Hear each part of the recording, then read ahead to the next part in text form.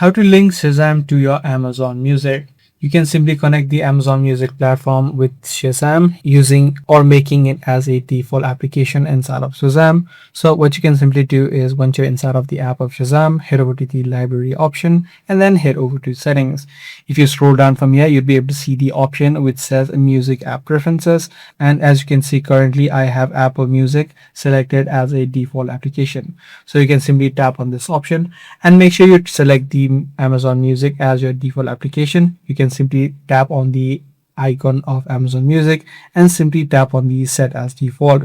I currently do not have Amazon Music installed, so it is not currently showing the application. But if you do have the Amazon Music already installed and logged in, you'll be able to see the Amazon Music icon being displayed. You can simply tap on it, tap on set as default, and you'll need to tap on the turn on sync. As soon as you do that, both your Shazam and the Amazon Music will be connected so that all of your library of Shazam will be automatically synced with Amazon Music as well. I do hope this kind of video was helpful to you. Be sure to subscribe if it was. That's going to be all for today. I'm going to see you in the next video.